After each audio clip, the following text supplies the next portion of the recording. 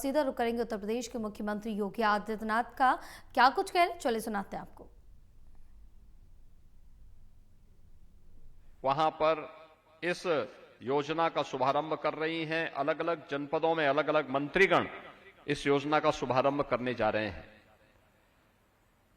Cashless की सुविधा के साथ ही आज हम लोगों ने पंजाब नेशनल बैंक से एक एमओयू भी किया है, जो आपको सामाजिक सुरक्षा की गारंटी भी इसके माध्यम से देने जा रहा है। आपने देखा होगा अभी मंच पर प्रमुख सचिव उच्च शिक्षा और पंजाब नेशनल बैंक के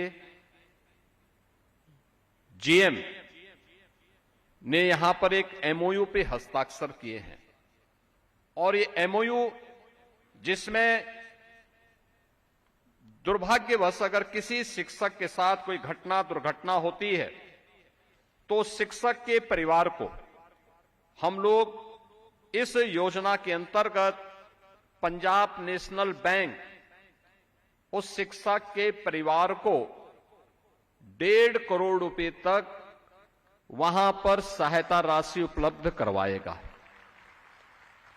अगर दुर्भाग्य से कोई विमान दुर्घटना की शिकार होता है तो 3 करोड़ तक, और इसमें 60,000 रुपए तक का हॉस्पिटल में नगद व्यवस्था का लाभ और 12 लाख रुपए तक का टर्म लाइफ बीमा कवर भी इसके माध्यम से उपलब्ध करवाने की व्यवस्था की जा रही है।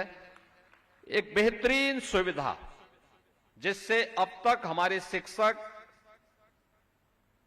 लाभान्वित नहीं थे।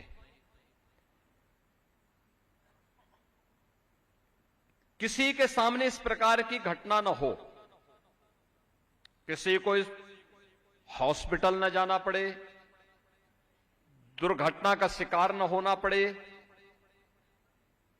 ये हम ईश्वर से प्रार्थना करेंगे। लेकिन व्यवस्था है। दुर्घटनाएं अगर बोल करके नहीं आती हैं, मुहूर्त देख करके नहीं आती हैं, कोई भी व्यक्ति उसकी चपेट में आ सकता है। लेकिन जब आता है तो उस समय वह व्यक्ति या उसका परिवार अपने आप को असहाय महसूस न करे, बल्कि सिस्टम उसके साथ खड़ा है, शासन उसके साथ खड़ा है, बैंकर्स उसके साथ खड़े हैं और वह उस चुनौती का मुकाबला कर सके। इस दिशा से ये 2 प्रकार की सुविधा, जिसमें एक प्रकार की सुविधा जिसमें प्रतिवर्ष 5 लाख रुपए की कैशलेस स्वास्थ्य की सुविधा राज्य सरकार आज को उपलब्ध करा रही है, और दूसरा राज्य सरकार के सहयोग से आपको सामाजिक सुरक्षा की गारंटी भी उपलब्ध करवाई जा रही है, जिसमें शासकीय जितने भी हमारे महाविद्यालय हैं, विश्वविद्यालय हैं या गवर्नमेंट एडेड कॉलेजेज हैं, उनके प्राध्यापकों को 1.5 करोड़ से लेकर के 3 करोड़ रुपए तक की सहायता किसी दुर्घटना में स्थायी विकलांगता के अवसर स्थिति में ये उपलब्ध पीएनबी पंजाब नेशनल बैंक के माध्यम से उनको बीमा कवर उपलब्ध करवाया जा रहा है।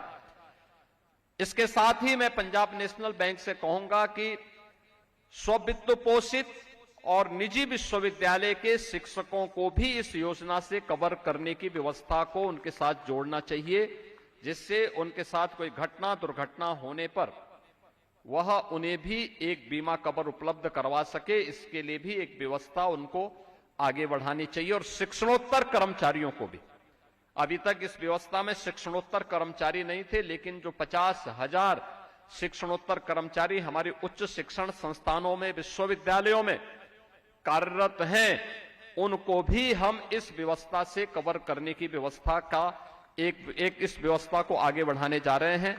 मैं इस अवसर पर सभी सम्मानित शिक्षकों को, शिक्षणोत्तर कर्मचारियों को और शिक्षा की व्यवस्था के साथ प्रत्यक्ष और अप्रत्यक्ष रूप से जुड़े हुए उन सभी लोगों को जिन्हें इन सभी सुविधाओं का लाभ मिलने जा रहा है, उन सबको मैं हृदय से अपनी बधाई देता हूं, अपनी शुभकामनाएं देता हूं।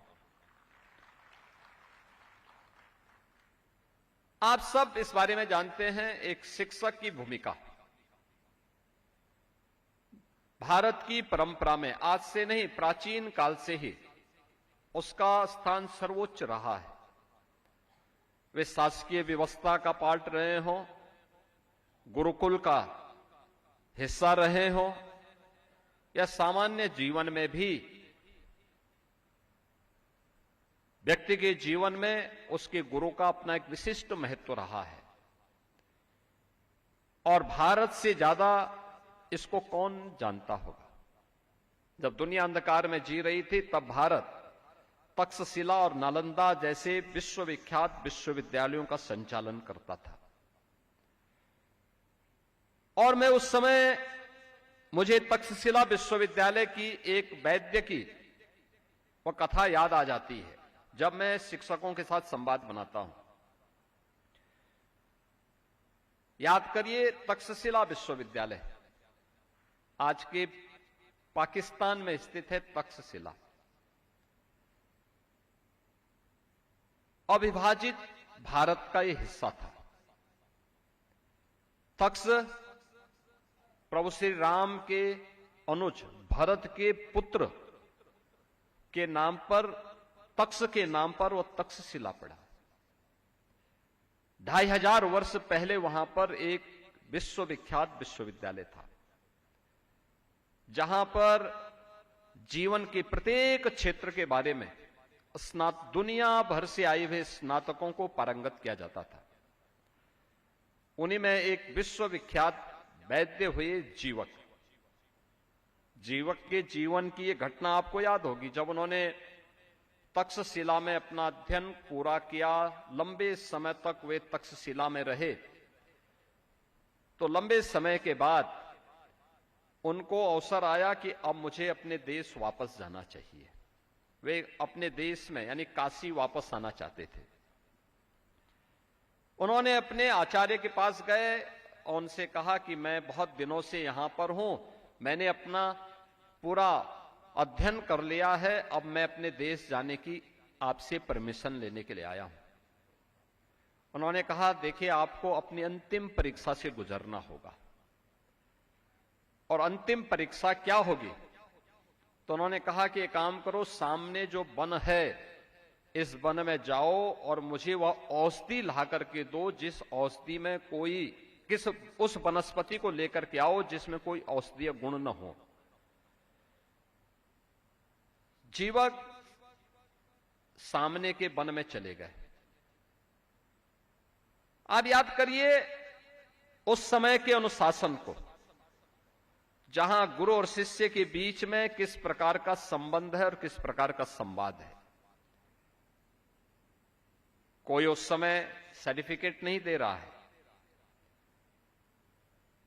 कोई वहां रिस्टिकेट भी नहीं कर रहा है, कोई भय और दशत और कोई बंधन पत्र भी नहीं, कोई बॉन्ड भी नहीं भरा हुआ है, लेकिन एक आत्मिक संबंध और किस प्रकार का बेहतरीन संवाद है। जीवक जाता है, वन में ढूंढता है, एक एक औषधि के, एक एक वनस्पति के औषधीय गुणों का अध्ययन उसने पहले किया था, और उन वनस्पतियों को ढूंढता है कि वनस्पति इस प्रकार की औषधीय गुण को रखती है, ये वनस्पति इस प्रकार की औषधीय गुण को रखती है। और कुछ अंतराल के बाद कई दिन और कई महीने उन्होंने वहां उस पूरे जंगल में व्यतीत किए। उसके बाद वापस आता है और वापस आकर के अपने आचार्य से कहता है कि नास्ति मूलो अनौषधय, यानी कोई भी ऐसी वनस्पति नहीं जिसमें औषधीय गुण न हो, मुझे नहीं मिला है। तो आचार्य ने प्रसन्न होकर के कहा कि आप अपनी परीक्षा में सफल हुए। यानी आचार्य को मालूम है कि कोई भी ऐसी वनस्पति नहीं है जिसमें कोई औषधीय गुण न हो। हर वनस्पति में कोई ना कोई औषधीय गुण जरूर है। और इसीलिए तो भारतीय ऋषि कह उठा था कि अमंत्रम अक्षरम नास्ति, नास्ति मूलो अनौषधय, अयोग्यो पुरुषो नास्ति, योजकः तत्र दुर्लभ। और मुझे लगता है वो योजक कोई और नहीं है, वो योजक आप हैं। उस योजक के रूप में आपकी भूमिका बहुत मायने रखती है। एक छात्र को क्या दिशा देनी है, कैसे चलना है, जीवन में अनुशासन का महत्व क्या है, जब हम इन बातों को देखेंगे, इन बातों के बारे में उसको बताएंगे, इनके लिए हमारा उससे संवाद होगा, तब जाकर के परिवर्तन होगा, तब परिणाम आएगा। और उस परिणाम को लाने के लिए हमें पहले दिन से प्रयास करना होगा, पहले दिन से प्रयास करना होगा। अगर कोई अक्षर ऐसा नहीं कि जिसमें मंत्र बनने की सामर्थ्य न हो, अगर कोई वनस्पति ऐसी नहीं कि जिसमें औषधीय गुण न हो,